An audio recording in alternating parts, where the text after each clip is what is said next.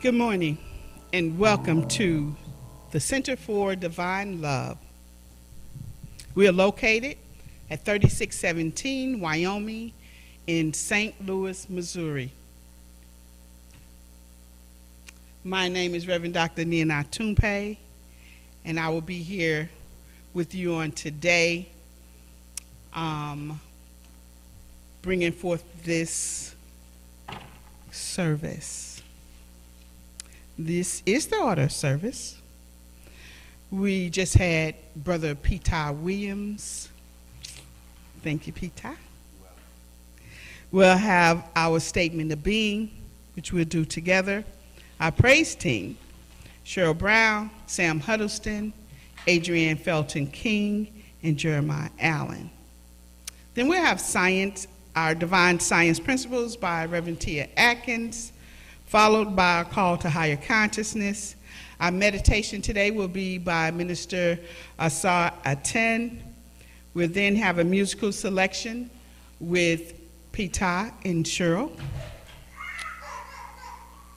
The speaker for today will be myself.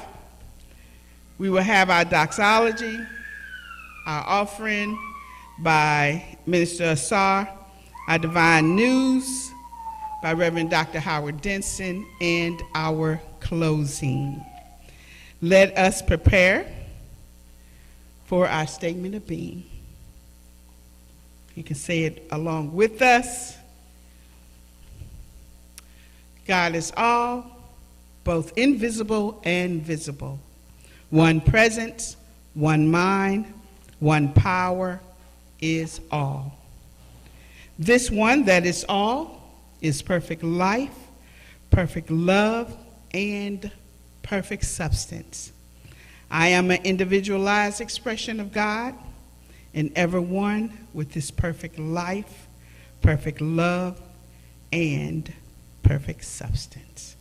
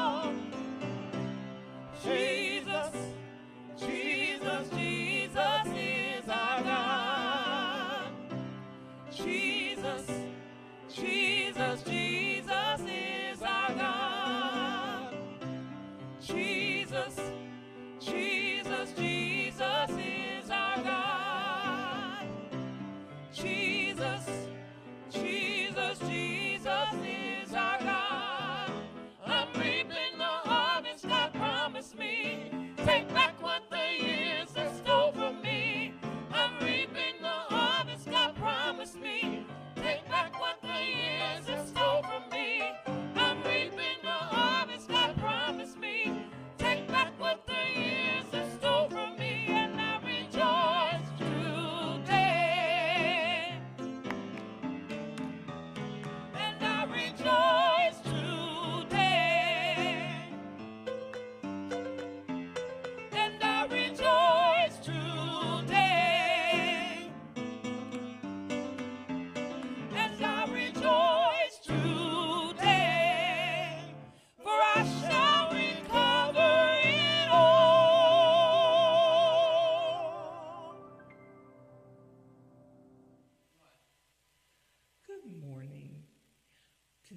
principle deals with faith.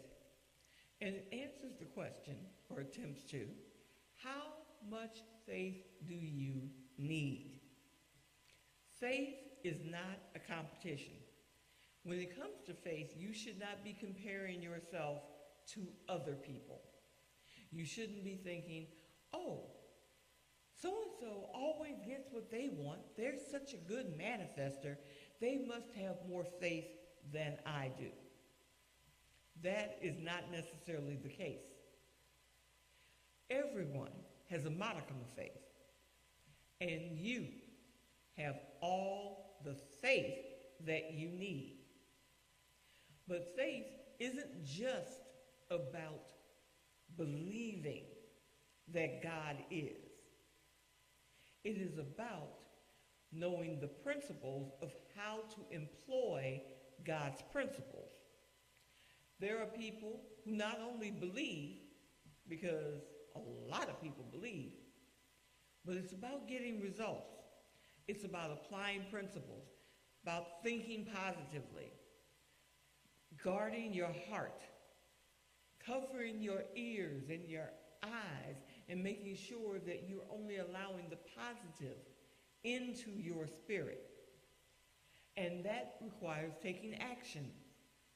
The action of removing yourself from situations that are not helpful, the action of guarding your mouth, because the word says that it's not what goes into you that defiles you, but what comes out. So you need to make sure that you are speaking positively, thinking positively, and acting positively. If you employ this principle of being positive, the faith that you have will help you to achieve that which you wish to achieve. You have the faith you need, and so it is.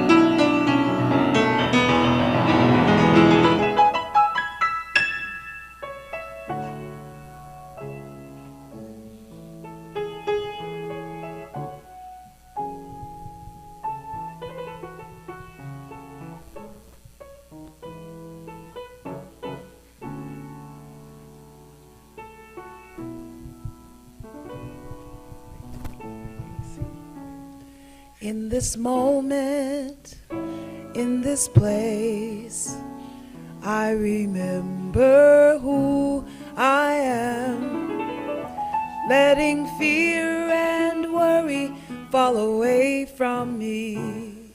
I open my eyes and see there is only love. There is only love. Love that heals, love that sets us free.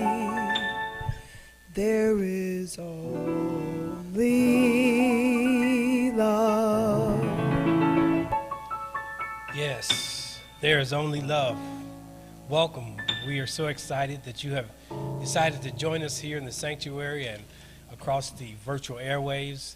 As we prepare to go into this morning's meditation, this is a special meditation. Why? Because we're moving into the holiday season. We're moving into Thanksgiving week. And for many of you all, this will be your only time that you exhale.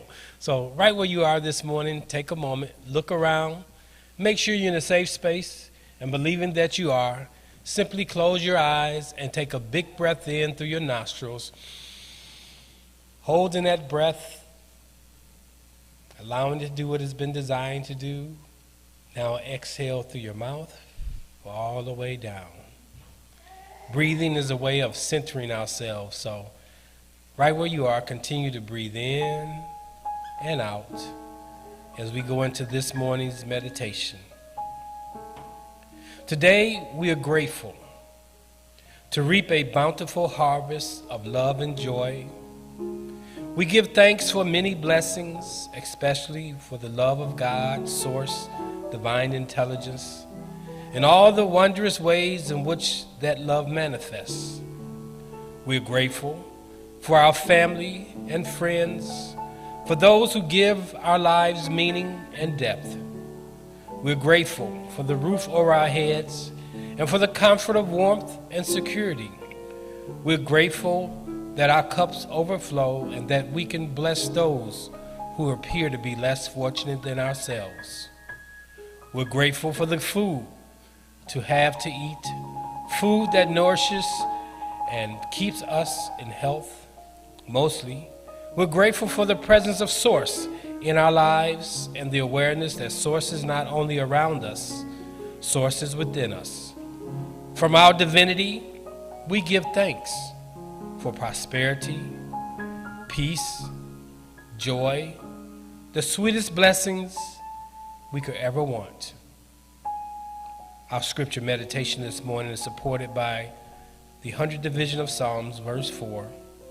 Enter into its gates with thanksgiving and its courts with praise. Give thanks to Source. Bless its holy name. And so it is. Amen. Amen. Thank you, Mr. Assar, for that meditation. For yes, it may be a time, the only time where we sit and breathe, like he said. We encourage you to meditate every day. It doesn't take long, but with all of the computers and phones and electronics that we feed into our brain, we need to take a breath and settle down and meditate. Come, let us sing for joy to the Lord. Let us shout aloud to the rock of our salvation. Let us come before him with thanksgiving.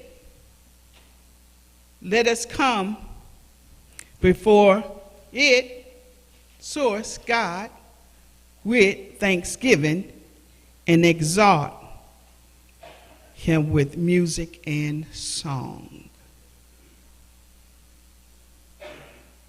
So we're talking about Thanksgiving. Our theme this month is being thankful. And I know sometimes it's hard to do. Scripture tells us to be thankful in all things, regardless. It says in all things, and that's kind of hard to do, in all things. But if we get into that mindset of being thankful for all things, we can kind of sit back and think about what we can be thankful for. Sometimes if we're not thankful and things are going not so well, we forget that scripture where it says be thankful even for the not well things. And again, it's a hard thing to do. But so is being disciplined. So is learning new things. It's hard, and then after a while, it gets pretty easy. It's like with meditation. It's hard for some people. I remember there's a movie called Eat, Pray, Love. And she was trying to meditate. And every time she closed her eyes, it seemed like it was 10 minutes, an hour, but it was only 1 minute. And she said she was just having a fit. She was like, my goodness, this was the hardest thing to do. And so I suggest, or I advise us to take 30 seconds at a time. Then you move up, and then you move up. And the more you move a few seconds at a time, you realize you're sitting there for a good 15, 30 minutes. I know we've been in meditation classes, and you kind of zone out, and next thing you know, it's an hour later. But you feel so much better. And you're able to heal your body at the same time. Isn't that wonderful? It is wonderful. Come, let us sing for joy and be thankful. It says, if you are sad, sing a song. It'll make you happy again. But you got to do it, right? I'm just going to be I'm not going to be before you long. In Corinthians, it tells us that things occurs in the Bible as examples. So let's not get twisted on how I present on today. I'm just going to talk about the example that it showed us. In Exodus, it talked about the plagues that happened. And it gave instructions on what to do when these things happen. And I've said this before, but I believe that what we just came out of, the COVID, was a plague. Because it actually shut down the whole 7 continents. It shut down for a while. But it gave us the opportunity to learn new things. You know, people don't want new things. I heard somebody say about the fact that we have cameras in the sanctuary that it feels as though we're in a movie. It feels, recorded. It's not as pure. But because of this plague that plagued us, it caused us to do some new things. I know that we don't want new things, but we have to. Because this is the time. Something has changed. We are in a new day. And so, with a new day, we have to have a new thought. And that's what we encourage you here.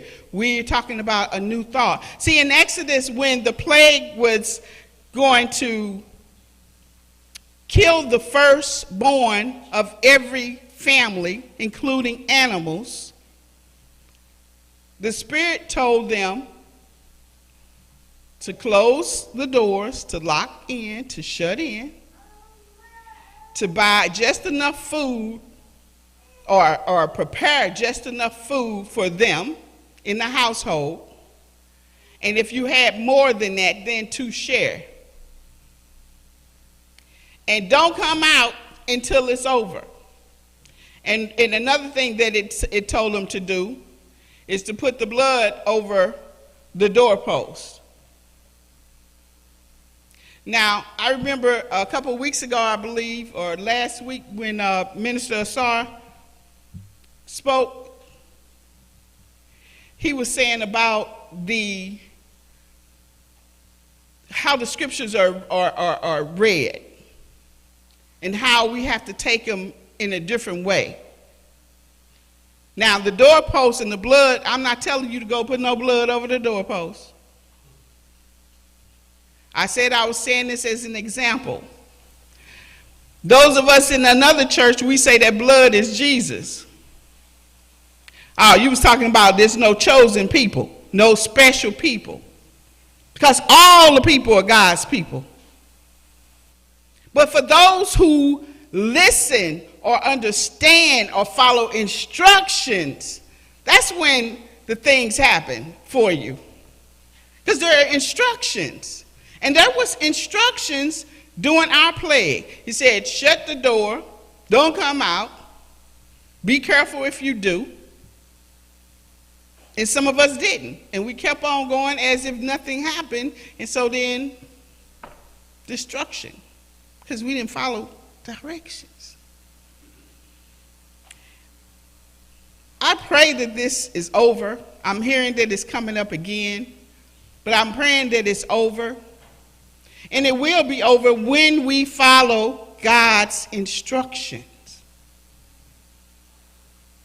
And that main instruction that God says, our source says, is to love ye one another. And when we love one another, then we would take care of one another. We would take care of ourselves. We would be careful when we go out. We would be careful when we come back into our homes with our loved ones. Things changed.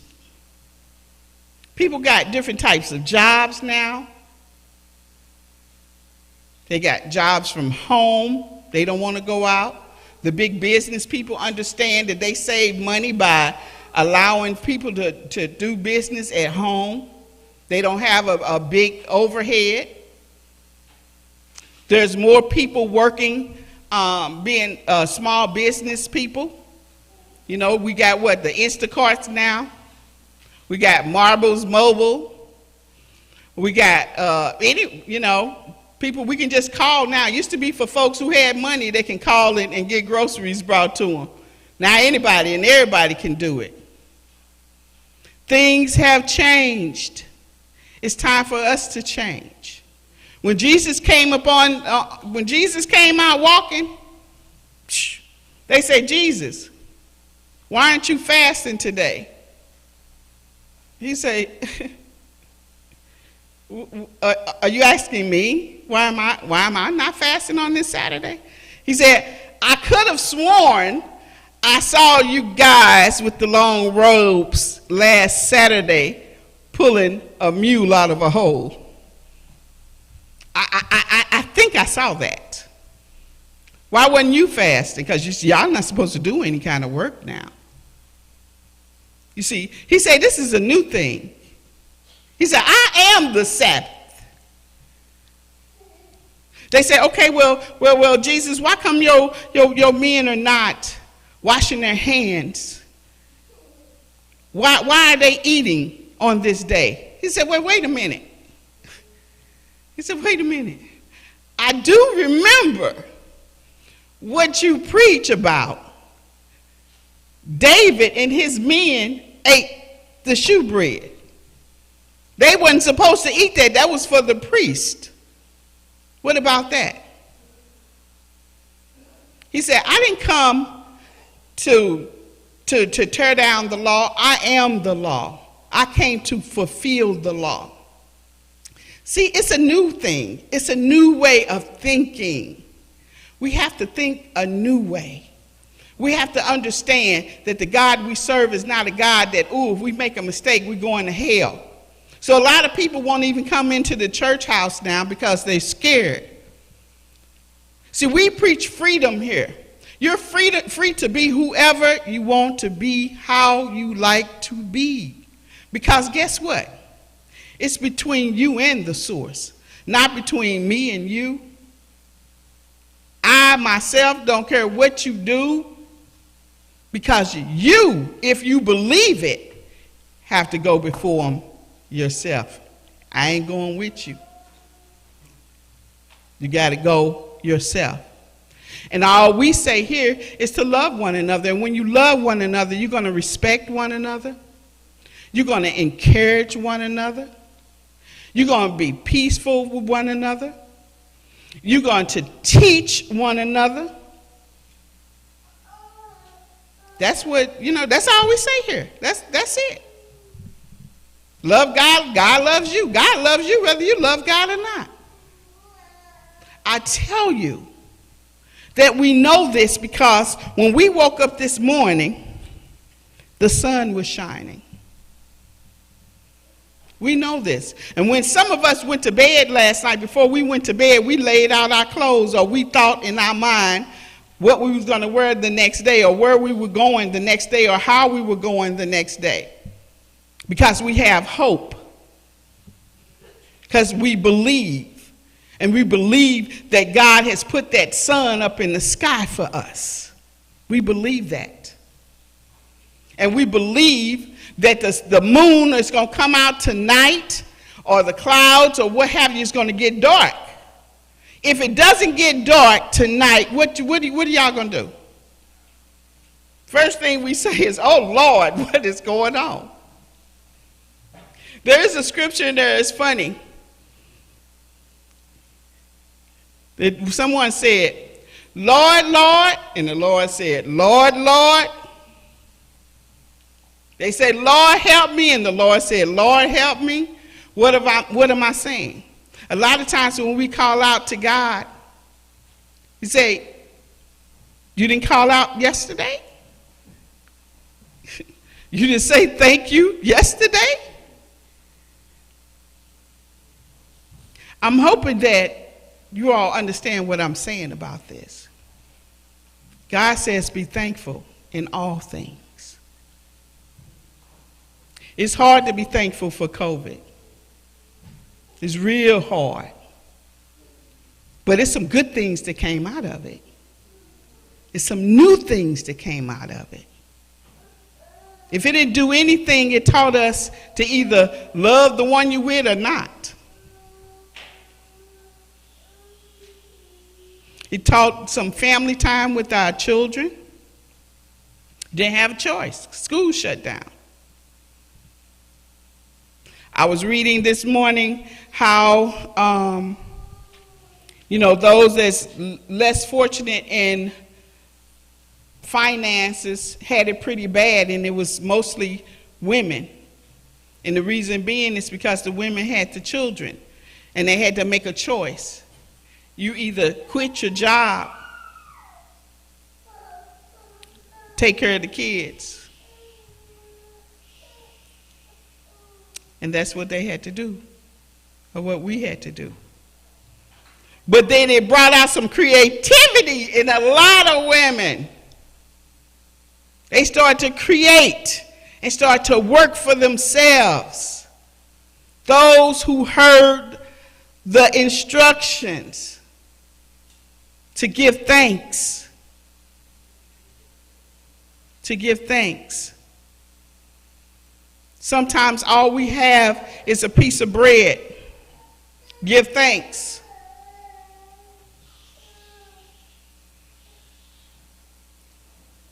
Put some milk on it, and you have some bread pudding.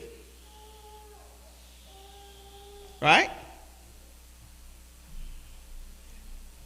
We just say, Yeah, my grandma doing Thanksgiving, you know what she did?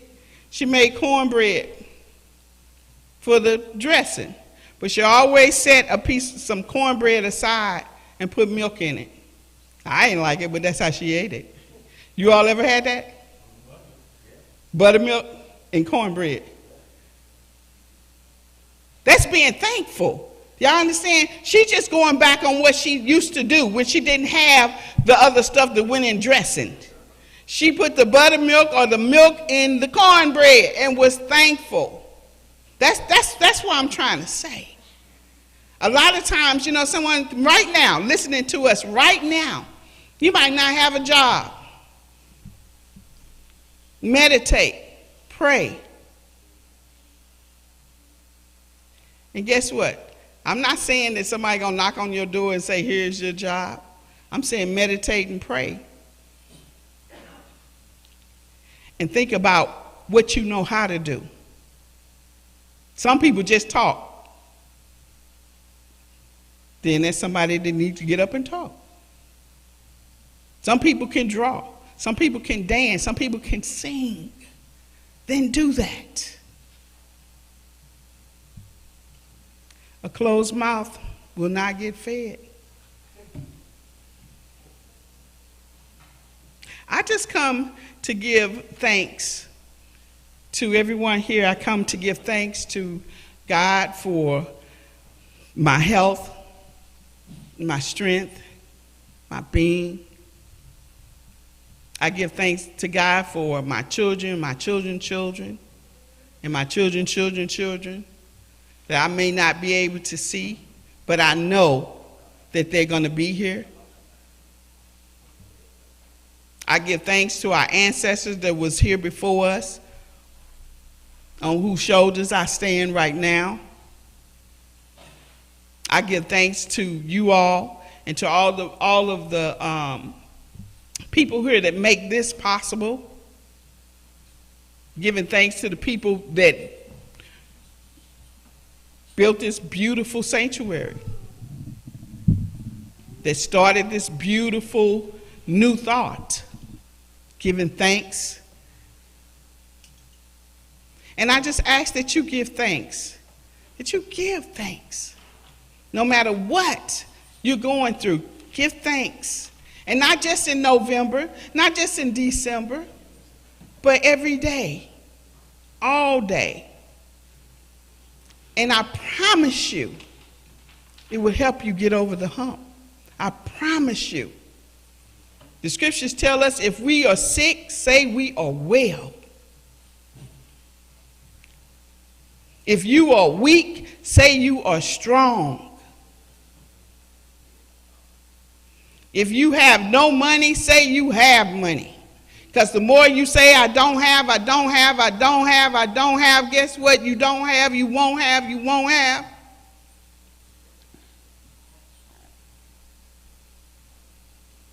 We have the power to create our lives. We have the power to create our lives just the way we like. We have that power. Now, until next time, as we prepare for our holy days, we want to say seasoned greetings to you, and I pray that every day is your holy day. God bless you.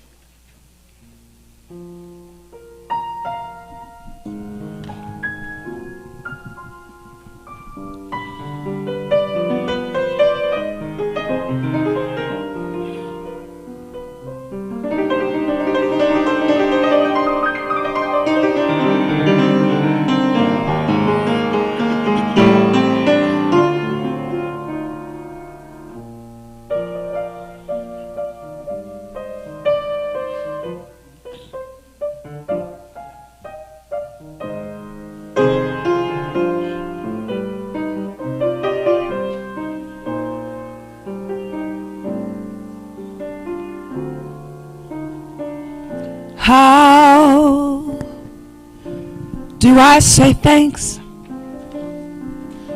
for all the things you've done for me? Things so undeserved, but yet you gave to prove your love for me. The voices of a million angels could not express my gratitude.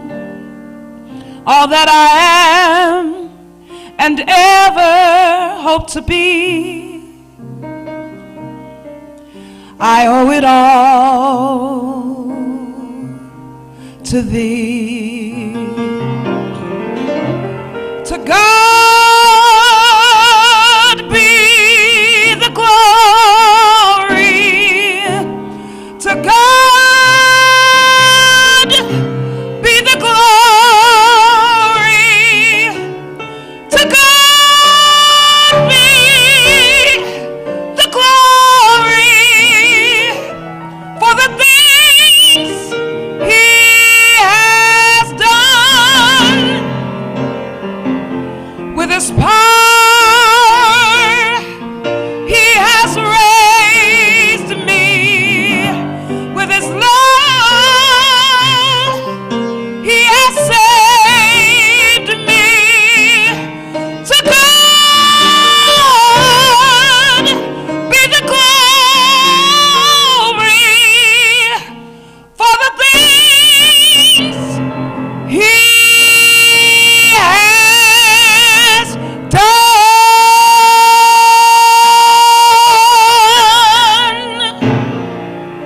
Yes, to God, source, divine intelligence, for the things that it has done and will do that is already done. Wow, that's a beautiful song. We had a wonderful word today. And this is the portion in our service that's still part of this sacredness, the offertory. If you've joined us today and this is your first time here, we don't make the appeal because of need or greed, but we make this appeal this morning to allow you the opportunity to participate in the giving because you have found value in something that has been said or something you've experienced. So the way we do it, you take out your imaginary money, hold it in your hand, and if you have actual money, that's even better, or your wallet or your checkbook, and repeat after me. In my hand, I hold my seed. In my hand, I sow my seed. I sow not for need or greed, but my giving prospers me. Circulate, circulate, circulate. Father, we ask that you touch those who have had the desire to give and those who had a desire to give and had it not to give. Send forth this day that which is required of them, that they will be found faithful stewards. And so it is. Amen. Amen. Divine news for today. We had an election. And what was predicted didn't exactly come to pass. Polling's become unpredictable.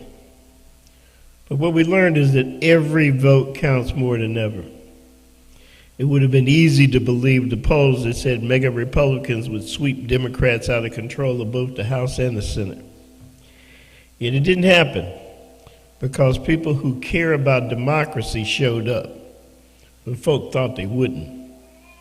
Never underestimate the power of the vote, of your vote, of a single vote.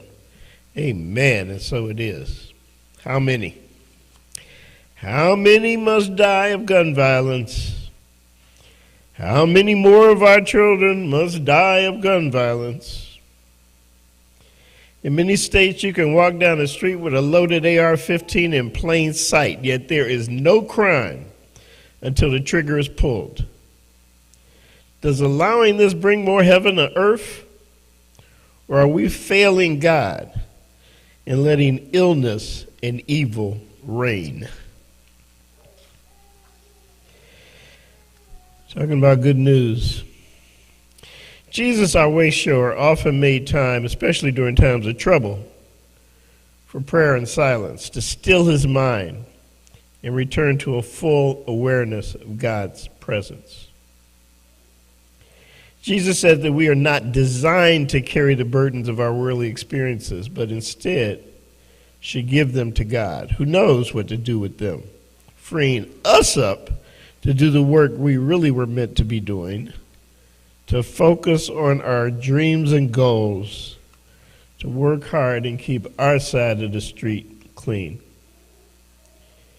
You need prayer and silence daily. You need it to nurture yourself. It is a huge opportunity for your soul to receive goodness and for you to stay strong and in alignment with love and with life. Without prayer and silence, your pathway to your soul will be malnourished. You need to do your part, for your mind will always be full, but with what? A body can feed until it's ready to burst, but remain malnourished. And so can the passageway to our souls. You are one with God. So you are life, and there is no separation. You are of the divine intelligence.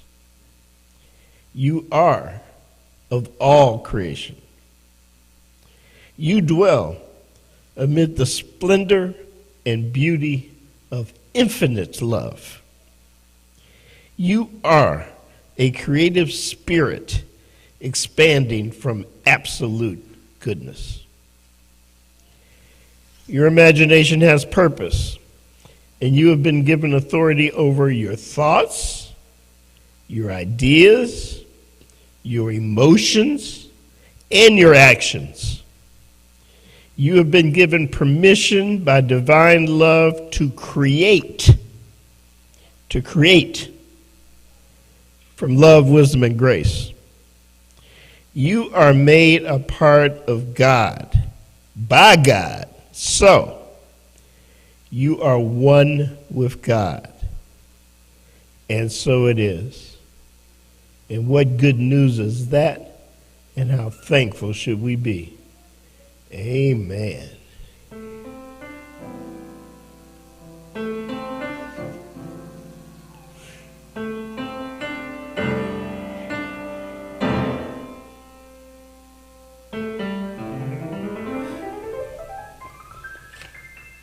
God is my source. God is my power. God gives me everything I need. So I give thanks for all my blessings. God gives me everything I need. God is my source. God is my power. God gives me everything I need. So I give thanks for all my blessings. God gives me everything I need.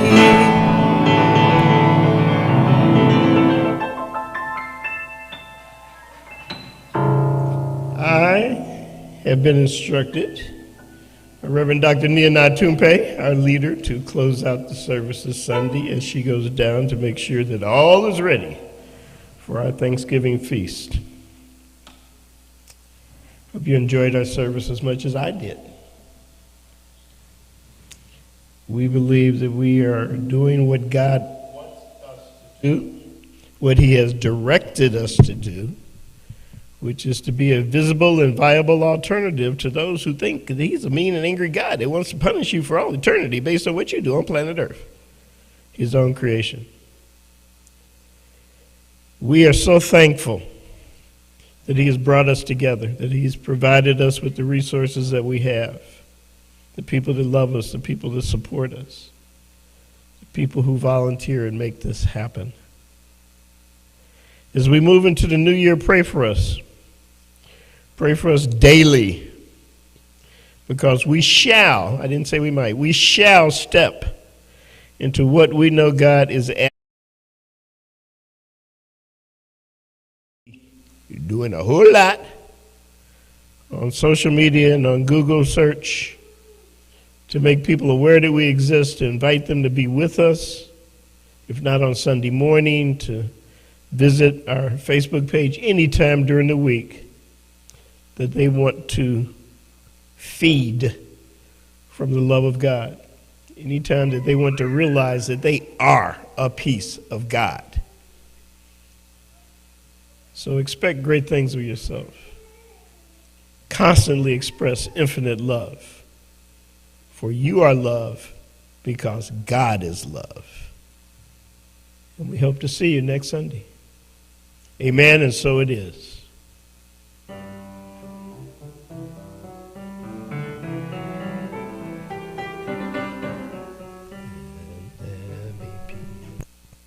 And let it begin with me.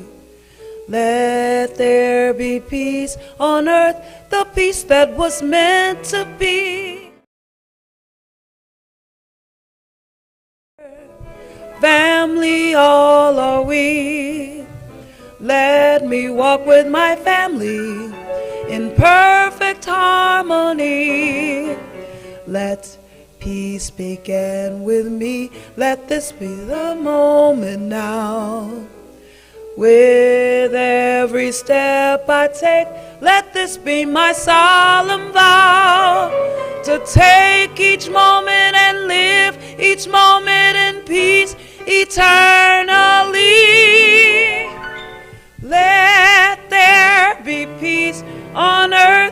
and let it